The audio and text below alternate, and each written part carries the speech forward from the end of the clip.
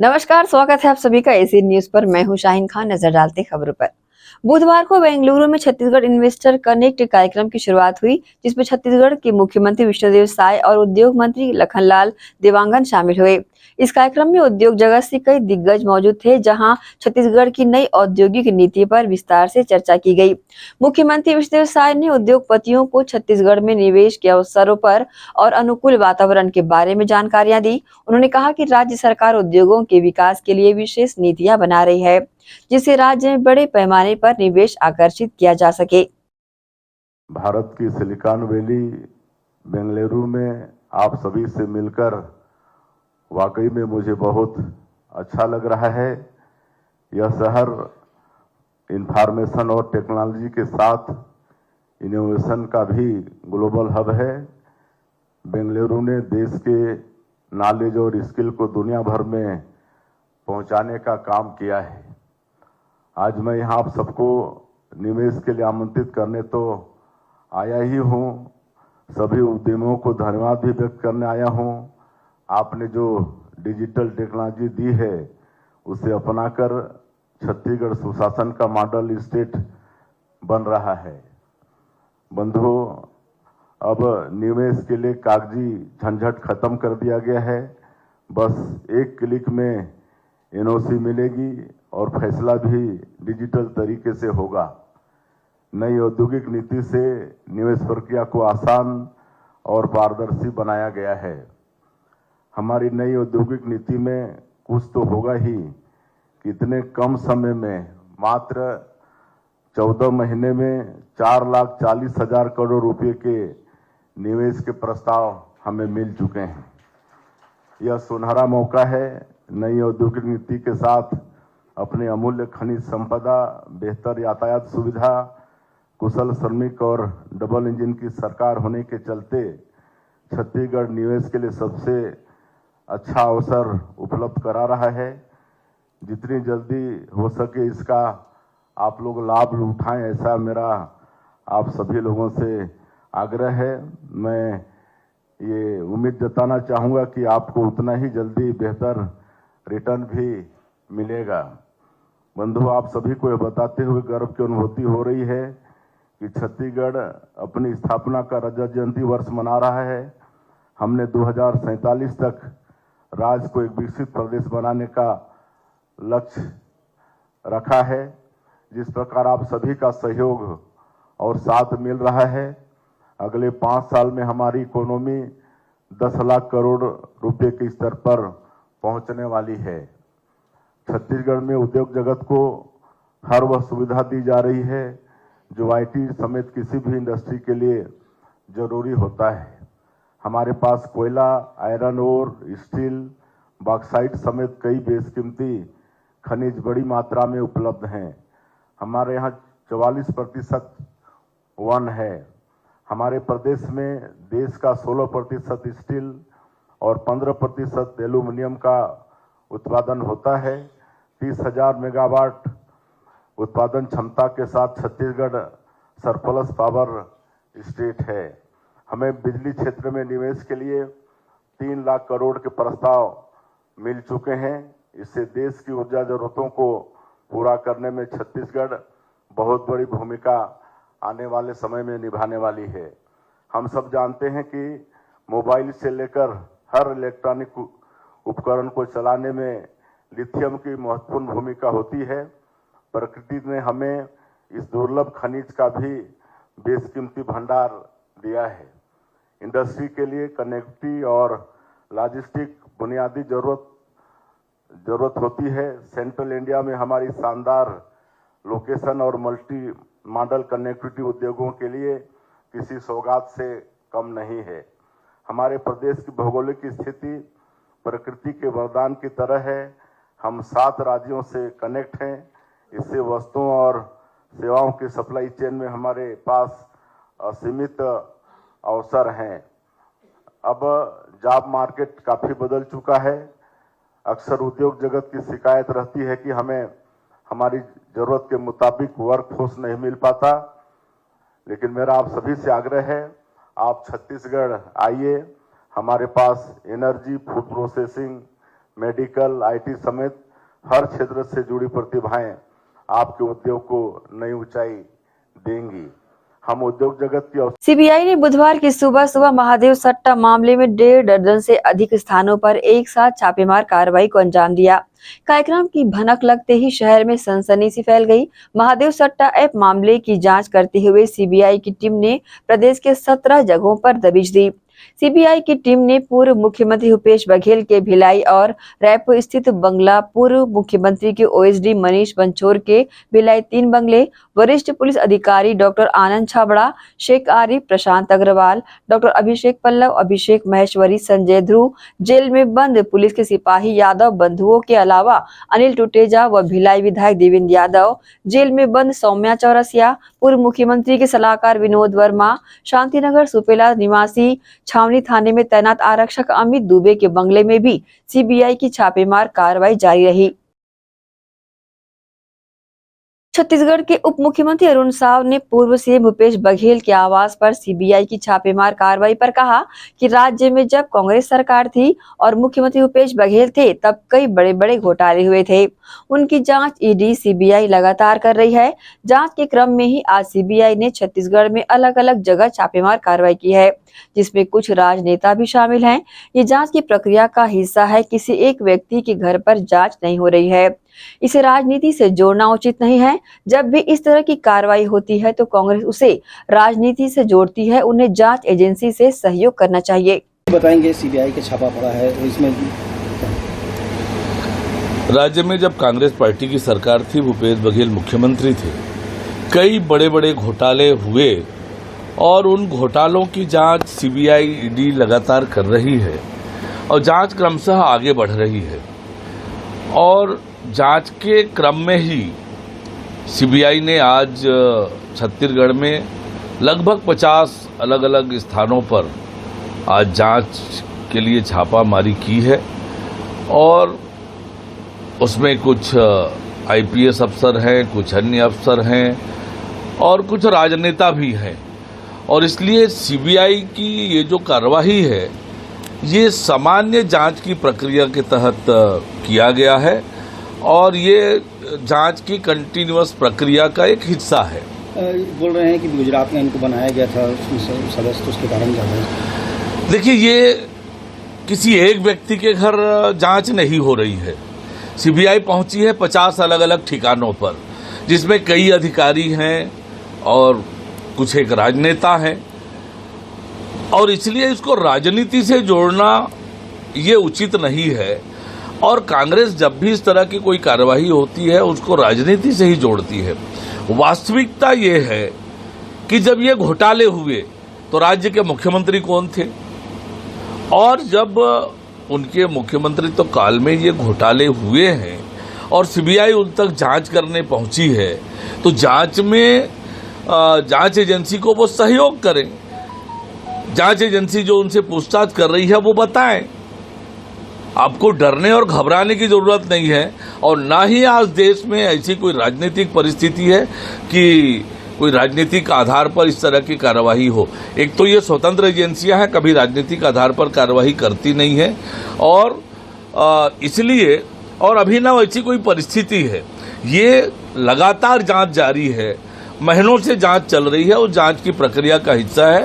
राजनीति का कोई आरोप लगाना है उचित नहीं है। बड़ा घोटाला हुआ था, डीएमएफ घोटाला, कोयला घोटाला और शराब घोटाला, तो उसी को जोड़कर देखा जा सकता है। हाँ, निश्चित रूप से। तो जो शराब घोटाला हुआ उसमें क्रिमिनल सिंडिकेट बनाकर शराब का घोटाला किया गया, तो एक ऑर्गेनाइज्ड क्रिमिनल छत्तीसगढ़ में हो रहा था। चाहे वो कोयला घोटाला का मामला हो, डीएमएफ घोटाला का मामला हो, महादेव ऐप बेटिंग घोटाला का मामला हो, ये सारे घोटाले तो एक तरह से सिंडिकेट बनाकर, एक ऑर्गेनाइजेशन बनाकर, ऑर्गेनाइजेशनल रूप से ये घोटाले हुए। और इस बात से कोई इनकार नहीं कर सकता कि जब ये घोटाले हुए उस दौरान भूपेश बघेल राज्य के मुख्यमंत्री थे और इसलिए उनके पास इन घोटालों के संबंध में जो भी तथ्य हैं, जो भी जानकारी है, जांच एजेंसियों को उन्हें बताना चाहिए। बस बस। छत्तीसगढ़ में महादेव सट्टा ऐप घोटाले को लेकर सीबीआई ने बड़ी कार्रवाई को अंजाम दिया है। सोमवार को तड़के सीबीआई की टीम ने पूर्व मुख्यमंत्री भूपेश बघेल, उनके करीबियों और कई अधिकारियों के ठिकानों पर छापेमार कार्रवाई की। इस छापेमार कार्रवाई से प्रदेश में सियासी बवाल मचा हुआ है। पक्ष और विपक्ष के बयान सामने आ रहे हैं। वहीं सीबीआई की कार्रवाई को लेकर गृह मंत्री विजय शर्मा का बयान सामने आया है। उन्होंने कहा कि सीबीआई की रेड की जानकारी मिली है, लेकिन किस विषय की जांच हो रही है इसकी जानकारी नहीं है। अनेक विषयों की जांच का जिम्मा सीबीआई को सौंपा गया है। नेता प्रतिपक्ष चरणदास महंत ने विभिन्न विषयों पर जांच की मांग की थी और उन्हें ईडी और सीबीआई पर विश्वास है। नतीजे तक पहुंचने के लिए ही जांच की जा रही है। रेड कार्रवाई सुबह से चल रही है, मुझे पता चला है, बाकी क्या विषय है, किस विषय पर ये कार्रवाई है, ये मुझे जानकारी में नहीं है। हाँ, ये जरूर पता है कि सीबीआई ने अभी छापा किया है। अनेक विषयों को सौंपा है, बाद में क्लियर होगा कि किस विषय पर छापे हुए हैं। अनेक विषयों को सौंपा गया है। 10 से बनाया गया, उनको नहीं मालूम है शायद कि आदरणीय नेता प्रतिपक्ष जी ने स्वयं विभिन्न विषयों पर सीबीआई जांच की मांग की है, तो वे अब उनको भी विश्वास है, भाई ईडी पर विश्वास है, सीबीआई पर विश्वास है, अब उनको भी विश्वास है। वही मैं कह रहा हूं कि कांग्रेस में कुछ लोग ऐसे हैं जिन्होंने कुछ गड़बड़ किया होगा, वो अविश्वास की बात करते हैं, परंतु कांग्रेस ने सदन में पूरे नेता प्रतिपक्ष जी के साथ सबने मिलकर कहा कि हमको सीबीआई की कुछ विषयों पर जांच चाहिए, और उस दिशा में उन्होंने कहा कि नहीं होने से हम मुख्यमंत्री प्रधानमंत्री जी तक भी मिलेंगे। तो उनको अधिकतम लोगों को विश्वास है, ऐसा मैं कह रहा हूं। रुकेंगे छोटे से ब्रेक के लिए, जल्द हाजिर होते हैं। आप सब बने रहिए एसीएन न्यूज के साथ।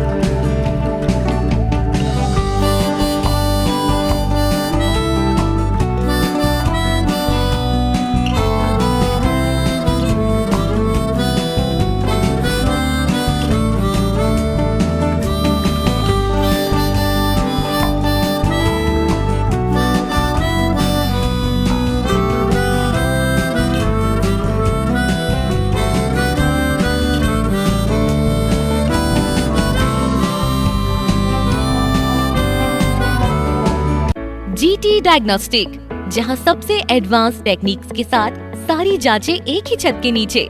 जीटी डायग्नोस्टिक लाए हैं आपके शहर में पहली बार मध्य भारत का सबसे एडवांस 3 टेस्ला एमआरआई, जो आपको देगा बेस्ट क्वालिटी इमेजेस और सारी स्कैनिंग 6 से 10 मिनट में हो जाती है, जहां आम एमआरआई मशीन 45 से 1 घंटे लेती है।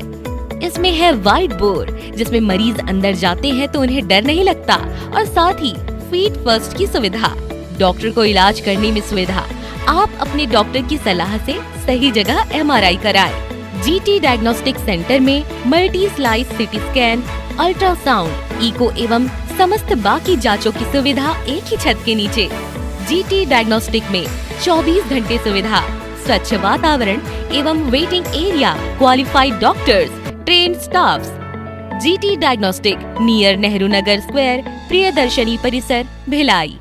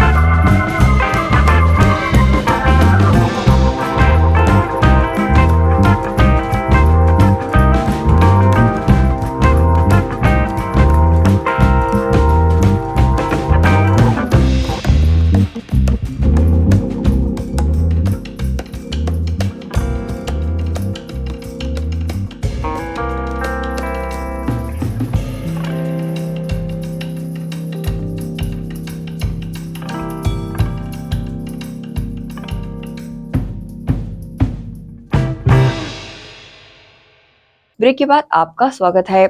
बुधवार की सुबह सीबीआई द्वारा महादेव सट्टायप मामले में पूर्व मुख्यमंत्री भूपेश बघेल, विधायक देवेंद्र यादव सहित कई आईएएस, आईपीएस अधिकारियों के भिलाई रायपुर स्थित ठिकानों पर 17 स्थानों पर छापामार कार्रवाई की गई। इस दौरान प्रदेश की अग्रणी शैक्षणिक संस्था केपीएस ग्रुप का भी नाम सामने आया था। वहीं सीबीआई की रेड पड़ी है। इस बीच केपीएस ग्रुप की ओर से बयान जारी किया गया कि केपीएस के ग्रुप के किसी भी संस्थान में सीबीआई का छापा पड़ने से इनकार किया गया है। केपीएस ग्रुप के वाइस चेयरमैन अनंत त्रिपाठी ने अपने बयान में कहा कि सीबीआई के छापे में केपीएस ग्रुप का नाम जोड़ा जा रहा है, जबकि हमारा और केपीएस ग्रुप से इस छापे का कोई भी संबंध नहीं है। बेवजह केपीएस ग्रुप के नाम का उपयोग किया जा रहा है। जिस व्यक्ति की सीबीआई जांच कर रही है उसका न तो केपीएस ग्रुप से संबंध है और न ही इंजीनियरिंग कॉलेज से संबंध है। हाँ, उसकी पत्नी जरूर हमारे केपीएस में काम करती है, इसके अलावा उनका केपीएस ग्रुप से कोई संबंध नहीं है। मैं Anant Tripathi, vice chairman KPS group. ये आप लोगों को बताना चाहता हूँ कि तमाम सारे न्यूज चैनल में केपीएस ग्रुप का नाम जोड़ा जा रहा है, जबकि हमारा इससे केपीएस ग्रुप से कोई संबंध नहीं है। अननेसेसरी केपीएस ग्रुप को नाम को इन्वॉल्व किया जा रहा है। आप लोगों से कृपा है कि केपीएस ग्रुप से कोई संबंध, जिस व्यक्ति का सीबीआई में इंक्वायरी चल रहा है उसका न केपीएस ग्रुप से संबंध है, न किसी इंजीनियरिंग कॉलेज से संबंध है। वो उनकी पत्नी जरूर मेरे यहाँ केपीएस में काम करती है। बस दैट्स ऑल। पूर्व मुख्यमंत्री भूपेश बघेल के घर पर सीबीआई का छापा पड़ा। इस बीच उनके निवास के बाहर कांग्रेसी कार्यकर्ताओं ने प्रदर्शन किया। कांग्रेसी कार्यकर्ताओं ने केंद्रीय एजेंसियों के खिलाफ प्रदर्शन करते हुए सरकार पर दुरुपयोग करने का आरोप लगाया। वहीं कार्यकर्ताओं ने सीबीआई अधिकारियों के पहुंचने पर जमकर हंगामा करते हुए विरोध किया।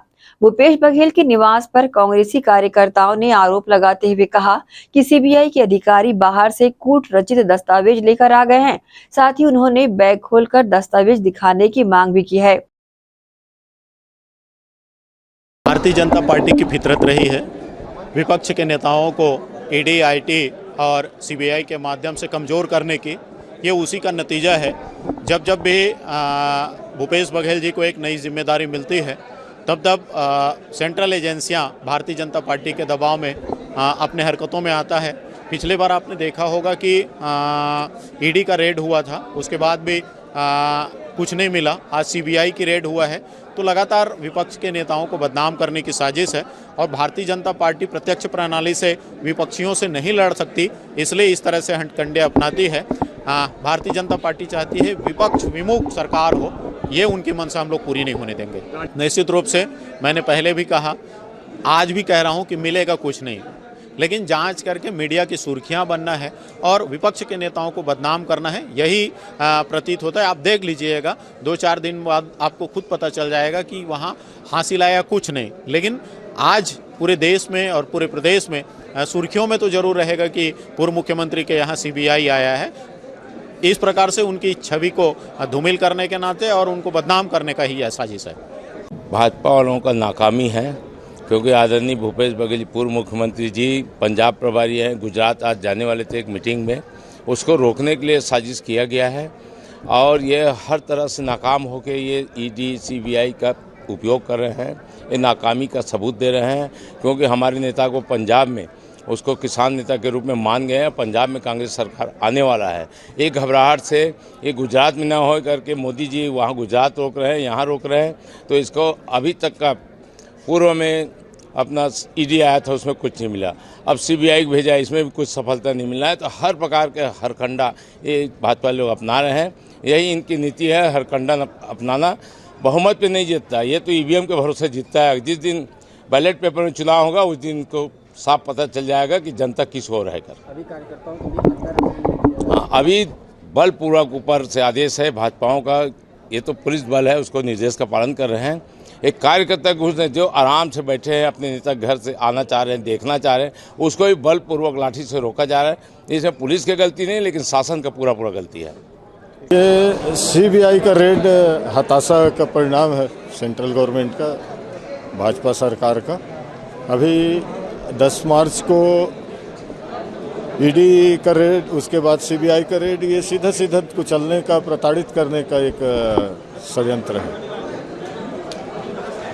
और जी, कार्यकर्ताओं को भी आज घुसने नहीं दिया जा रहा था, ऐसा क्यों? ये इनके हताशा है, क्योंकि आक्रोश तो पूरे प्रदेश में है, कांग्रेस के कार्यकर्ता उद्वेलित हैं। पर आज जो दमनकारी मानसिकता के साथ आए, तो सुबह मैं आया तो मेरे साथ ही पहले दुर्व्यवहार किया इनके तथाकथित अधिकारी कमांडो लोग। उसके बाद लगातार आपके प्रेस मीडिया के साथियों के प्रति भी इनका व्यवहार काफ़ी अपमानजनक रहा, कई जगह प्रोटेस्ट भी हुआ। तो इनका जो दमनकारी नीति है, ये हमारे भारत देश में नहीं चलेगा। हमारा भारत लोकतांत्रिक देश है और हमेशा लोकतंत्र पे विश्वास रहा है। जय हिंद, वंदे मातरम। आप देख सकते हैं आप लोग कि निरंतर ऐसे छापेमार कार्रवाई इन लोग कर रहे हैं, केवल और केवल जनता को गुमराह करने के लिए सारी कार्रवाइयाँ की जा रही है। और आखिर में क्या होता है, खोदा पहाड़ निकली चूहिया, यहाँ तो चूहा भी नहीं मिल रहा है। बहुत स्थिति खराब है, केवल आरोप और प्रत्यारोप का चल रहा है। भारतीय जनता पार्टी में आपस में जो अंतर कलह जो चल रही है छत्तीसगढ़ में, उसको दबाने के लिए, कांग्रेस की आवाज़ को बंद करने के लिए, लोगों का दिमाग डाइवर्ट करने के लिए, जो आज देश में जो ज्वलंत मुद्दे हैं उनको डाइवर्ट करने के लिए सारी कार्रवाई की जा रही है। और आप लोगों ने निरंतर, मीडिया के साथियों ने भी देखा कि ऐसा हुआ क्या, बताइए। अभी कुछ दिन पहले, मुश्किल से मैं बोलता हूँ 15 दिन हुआ होगा, होली के पहले की बात है कि वो आपका ईडी वालों का रेड हुआ था। क्या मिला उसमें? कुछ तो नहीं हुआ। क्या कार्रवाई हुई? और कई जगह छापे मार हुए, छोटे छोटे घरों में भी हुए। क्या निकल के आ रहा है सामने? कुछ तो नहीं हो रहा है। बस केवल और केवल दिग्भ्रमित करने के लिए पूरा षड्यंत्र रचा जा रहा है, कांग्रेस पार्टी को बदनाम करने के लिए। क्योंकि ये जान रहे हैं कि भूपेश बघेल ही वो शख्स है जो भारतीय जनता पार्टी के साथ बड़ी मजबूती के साथ प्रदेश और देश में लड़ाई लड़ रहा है। पूर्व मुख्यमंत्री भूपेश बघेल के घर सीबीआई की छापेमार कार्रवाई से प्रदेश में एक बार फिर सियासी बवाल मचा हुआ है। कांग्रेस प्रदेश अध्यक्ष दीपक बैज ने पूर्व मुख्यमंत्री भूपेश बघेल और अन्य पर सीबीआई कार्रवाई पर कहा कि भूपेश बघेल के यहां ईडी की छापेमार होती है और कुछ नहीं मिलता। भूपेश बघेल ने कहा है कि हम हर तरह से सहयोग करने को तैयार हैं, लेकिन आज तक एक सम्मन नहीं आया है। अब सीबीआई इस केस को फिर शुरू करना चाह रही है।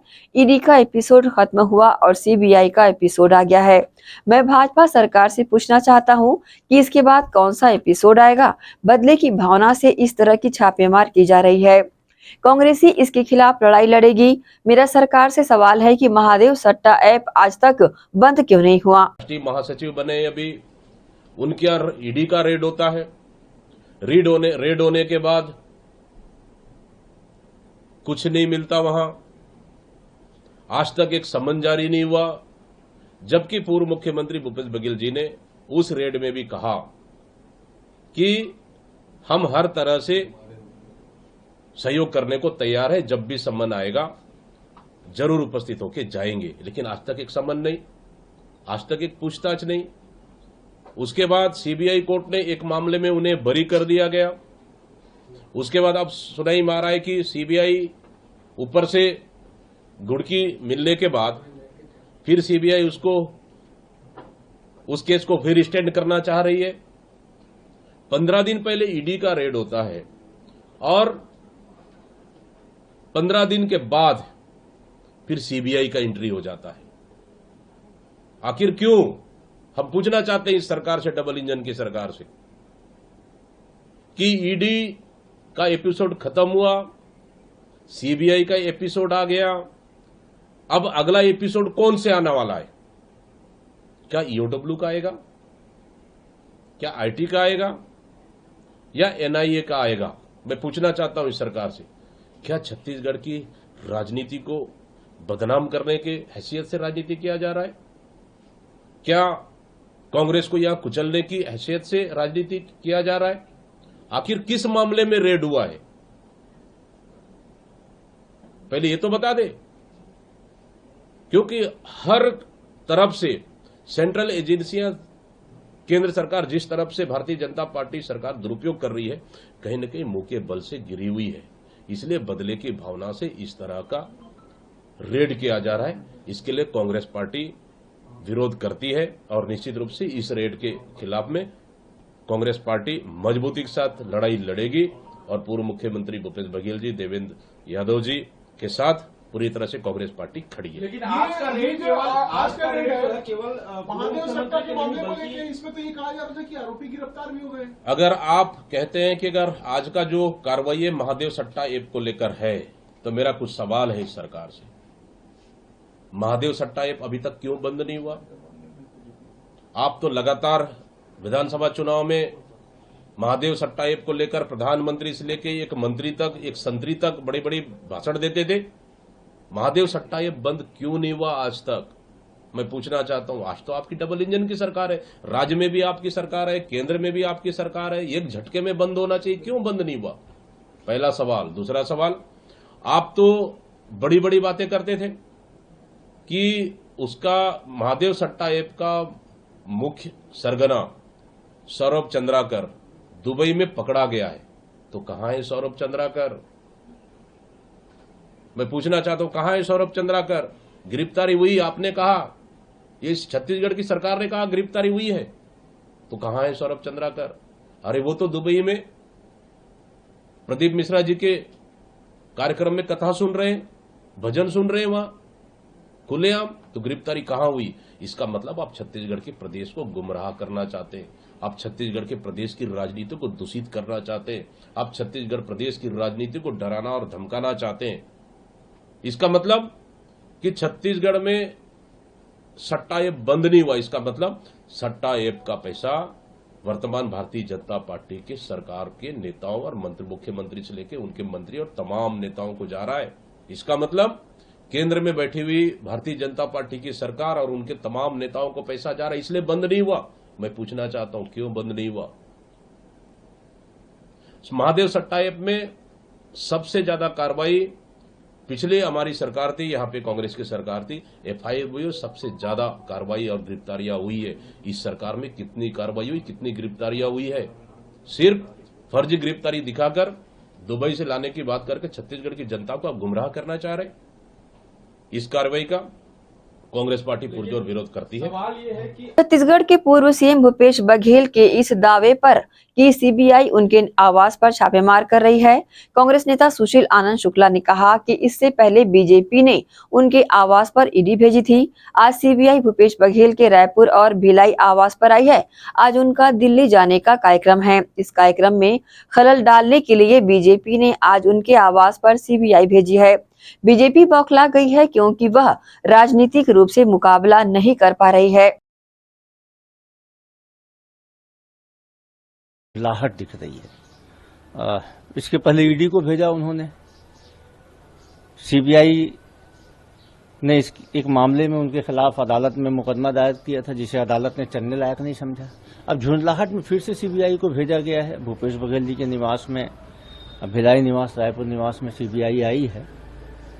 अभी तक ये स्पष्ट नहीं हुआ क्यों आई है, लेकिन ये तो साफ है कि भारतीय जनता पार्टी के इशारे पे केंद्र सरकार के झुंझलाहट से ये सीबीआई आई है। भूपेश बघेल जी जो एआईसीसी का अहमदाबाद अधिवेशन होने वाला है उसकी ड्राफ्ट कमेटी के मेंबर हैं और एआईसीसी के जनरल सेक्रेटरी हैं, पंजाब के इंचार्ज हैं। आज उनका दिल्ली जाने का कार्यक्रम था, तो इन सभी कार्यक्रमों को डिस्टर्ब करने के लिए घबराहट में भारतीय जनता पार्टी ने सीबीआई को भेजा।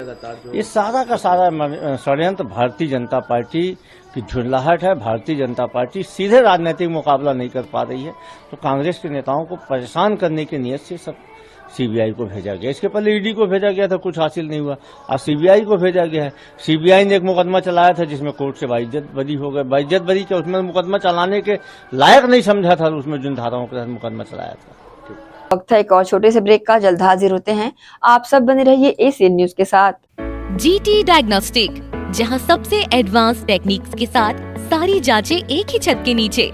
जीटी डायग्नोस्टिक लाए हैं आपके शहर में पहली बार मध्य भारत का सबसे एडवांस 3 टेस्ला एमआरआई, जो आपको देगा बेस्ट क्वालिटी इमेजेस और सारी स्कैनिंग 6 से 10 मिनट में हो जाती है, जहां आम एमआरआई मशीन 45 से 1 घंटे लेती है। इसमें है वाइट बोर्ड, जिसमें मरीज अंदर जाते हैं तो उन्हें डर नहीं लगता, और साथ ही फीट फर्स्ट की सुविधा, डॉक्टर को इलाज करने में सुविधा। आप अपने डॉक्टर की सलाह से सही जगह एमआरआई कराएं। जीटी डायग्नोस्टिक सेंटर में multi slice CT scan, ultrasound, echo एवं समस्त बाकी जांचों की सुविधा एक ही छत के नीचे। GT डायग्नोस्टिक में 24 घंटे सुविधा, स्वच्छ वातावरण एवं waiting area, qualified doctors, trained staffs. GT diagnostic near Nehru Nagar square, Priyadarshini परिसर, भिलाई। श्री शंकराचार्य प्रोफेशनल यूनिवर्सिटी जुनवानी, जी हाँ, सत्र 2024-25 के लिए प्रवेश प्रक्रिया प्रारंभ है। डिप्लोमा इन फार्मेसी एवं बैचलर ऑफ फार्मेसी के लिए प्रवेश प्रारंभ है। बिना PPHD दिए सीधा प्रवेश। इतना ही नहीं, 10वीं और 12वीं में गणित और विज्ञान के छात्रों के लिए सुनहरा अवसर है। सीमित समय, सीमित सीटें।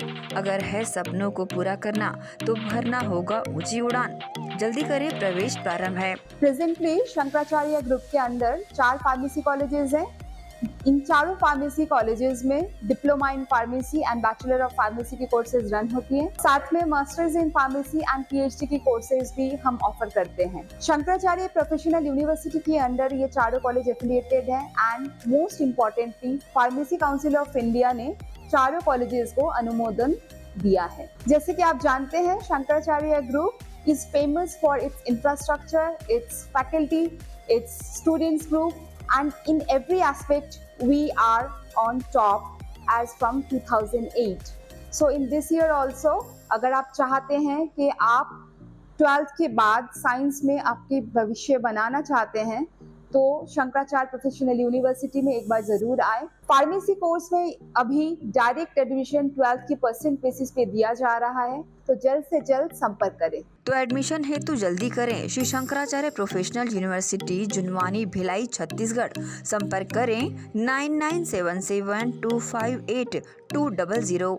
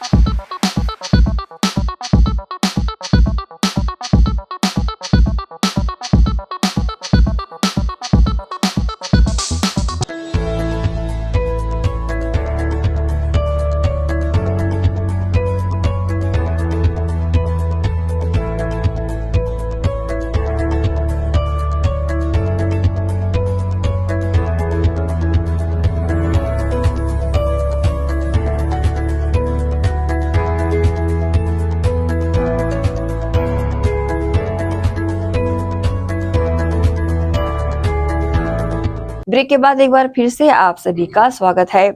कोरबा जिले के कुसमुंडा क्षेत्र अंतर्गत ग्राम खमरिया के डंपिंग यार्ड में भीषण आग लग गई। आग और धुएं की लपटें कई किलोमीटर दूर से दिखाई दे रही थी।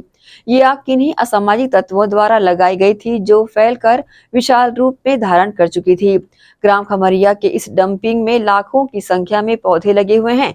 ये भीषण आग पूरे हरे भरे पौधों को अपनी चपेट में ले रहा है।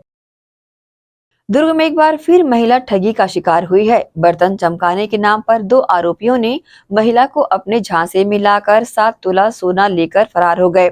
पुलिस मामले की जांच में जुट गई है। तांबा पीतल के बर्तन चमकाने के बाद महिला को झांसे में लेते हुए 2 अज्ञात आरोपियों ने सोने की जेवरात पार कर फरार हो गए। इस मामले में कोतवाली पुलिस के मुताबिक 25 मार्च की सुबह प्रार्थिया रीना खंडेलवाल गंजपारा वार्ड 36 रामदेव मंदिर के पास रहती थी। परिवार के लोग बाहर गए हुए थे, वहीं काम वाली बाई घर के काम कर रही थी। इसके बाद सुबह लगभग 10 बजे 2 अज्ञात लड़के उनके यहाँ तांबा पीतल आदि के बर्तनों को चमकाने की बात बोलकर सामान की मांग करे। इस पर रीना खंडेलवाल ने चांदी का बना भगवान का छत्र उन्हें चमकाने के लिए दिया।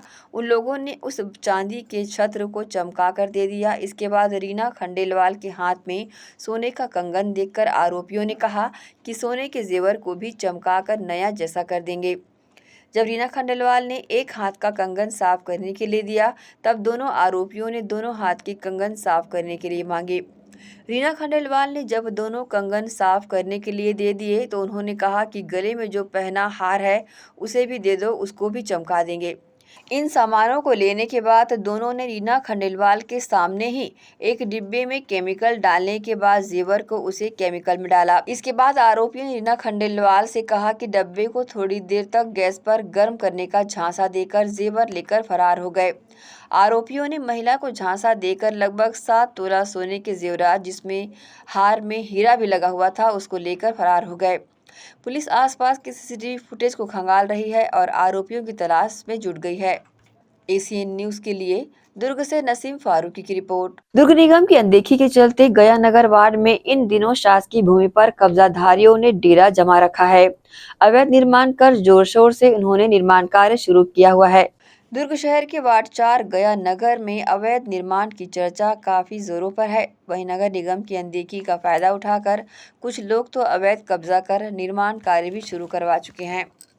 बता दें, इस वार्ड में वर्षों पुराना एक डबरा था जिसे स्थानीय लोग पुसई डबरी के नाम से जानते थे। उसे किसी व्यक्ति के इशारे में आकर पाटने और खरीद फरोख्त कर लोगों को बेचा जा रहा है।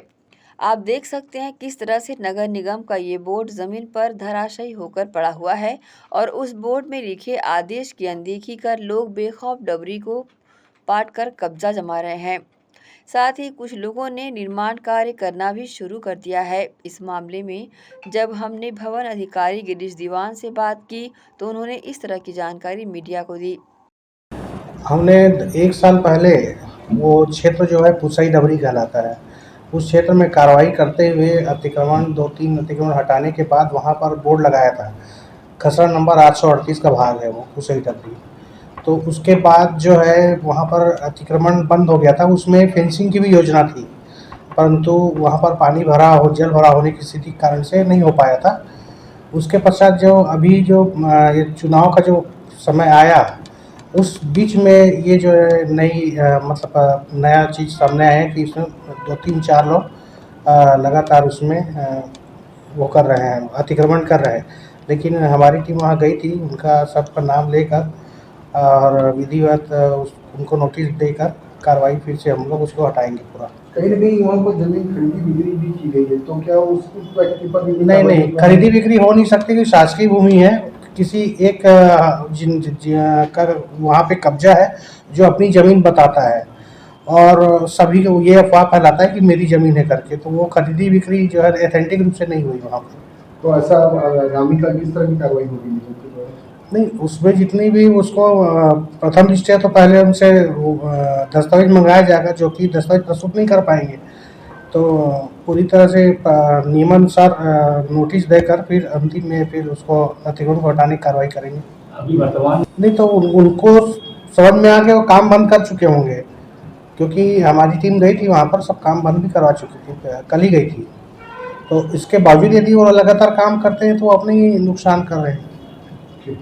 बहरहाल अब देखना ये होगा कि इस जगह पर किसका कब्जा है और कौन इस जगह को लोगों को बेचकर कब्जा करवा रहा है।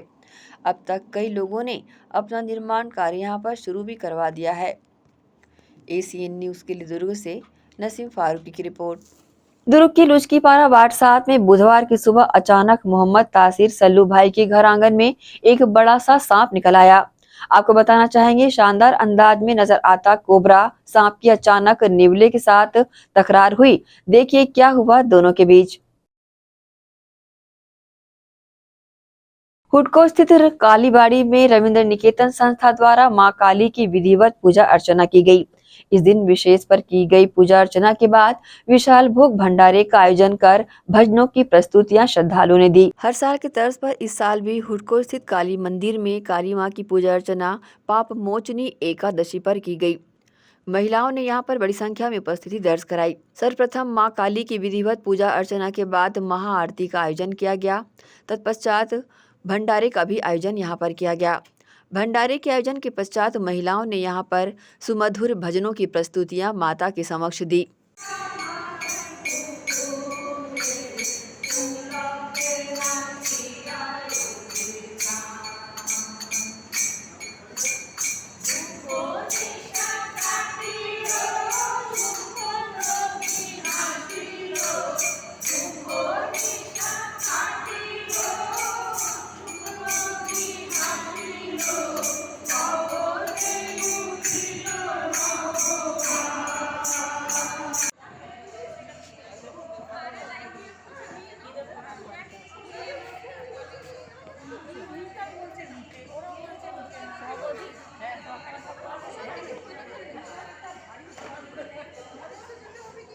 इस बीच यहाँ पर श्रमिक नेता व समाज की ओर से उज्जवल दत्ता ने इस तरह की जानकारी पूजा को लेकर दी। आज हुडको कालीबाड़ी में एक सबके सुख समृद्धि के लिए और घर परिवार में शांति के लिए एक विशेष पूजा रखी गई थी और उसी के आयोजन में यहाँ के पूरे समाज के लोग और यहाँ के सारे श्रद्धालु जन यहाँ इकट्ठे हुए थे। एक भव्य पूजा का कार्यक्रम यहाँ किया जा रहा है। देखिए, वो हॉल जो है आधिपत्य में नहीं है, उसको जल्द से जल्द नगर निगम को और प्रशासन को उसका निराकरण करके चाबी समिति को सौंपना चाहिए। उसका कारण ये है कि अभी नवरात्रि चालू होने वाली है 30 तारीख से और इस नवरात्रि में वहाँ पर दीप प्रज्वलित किया जाता है और इस बार जो है हम लोग उसी कारण से दीप प्रज्वलित नहीं कर पा रहे, जो हमारे हिंदू आस्था को बहुत ज़्यादा ही चोट पहुँच रही है। यहाँ के हुडको वासी और सभी भिलाई के जो श्रद्धालु जन है इस बात को लेकर बहुत दुखी है कि इस वर्ष वो लोग अभी तक दीप प्रज्वलित का कार्यक्रम को अपना साकार रूप नहीं दे पा रहे हैं। इस पर जल्द जल्द शासन प्रशासन से अपील करता हूँ कि जितने जल्दी हो सके वो इस मामले को सुलझाए और यहाँ के कालीबाड़ी समिति के हाथों में चाबी सौंपे, जिससे कि वहाँ पर दीप प्रज्वलित हो सके और माँ के नाम पे जो हर वर्ष यहाँ पर दीप प्रज्वलित किया जाता है उसको हम लोग सब कर सके। और इससे हम सब श्रद्धालु जन बहुत ज़्यादा दुखी है कि हम लोग इस वर्ष अभी तक दीप प्रज्वलित के कार्यक्रम को नहीं कर पा रहे। तो वहीं इस महापूजा को लेकर मंदिर के पुजारी ने भी इस तरह की जानकारी मीडिया को दी। पापमोचन एकादशी और दूसरा गौरांग महाप्रभु को जो निताय गौरांग महाप्रभु का उनका एकादशी का दोल और माँ कमला देवी का आविर्भाव तिथि था। जगत संसार में हम लोग हर रोज कुछ ना कुछ पाप करते जा रहा है, तो उसका मोचन मतलब उसका निष्कर्ष के लिए हम लोग ये पूजा रखा है और जगत संसार के लिए सबको अच्छा रहे, सुस्त रहे, शांति में रहे और सौहार्द बना रहे कि इसी का कारण से ये पूजा चालू हुआ है। और यहाँ का जो वैशाली नगर का ये है विधायक जी है, उनके लिए ये पूजा रखा था, जो उनके रिक्वेस्ट के लिए क्यों हम लोग का माँ दयामयी का कृपा से हम लोग का एक ये अनुभव चल रहा है उनको मंत्री पद मिले और इसी का पुण्य लग्न में उनके लिए हम लोग पूजा रखा था। और पूरा कालीबाड़ी रविंद्र निकेतन और भिलाई बंगाली समाज, जितना भिलाई का बंगाली समाज है, बाकी समाज है, सब जन आके यहाँ पूजा में एकत्रित हुए। कुछ कारणवश विधायक जी नहीं आ पाया, क्यों विधानसभा सत्र चल रहा है, तो उसी के कारण से दूसरे को किसी को भेज रहा है, तो उसी के कारण से इसका बाद पूजा का बाद प्रसाद भी रहेगा सबके लिए। धन्यवाद। बहरहाल माता की पूजा अर्चना करते हुए विश्व में सुख शांति की कामना यहाँ पर की गई। बड़ी संख्या में बंगाली समाज के लोग यहाँ पर मौजूद रहे। एसीएन न्यूज़ के लिए शाहीन खान की रिपोर्ट। इसी के साथ ही आपसे लेंगे इजाजत। आप सब बने रहिए एसीएन न्यूज़ के साथ। नमस्कार।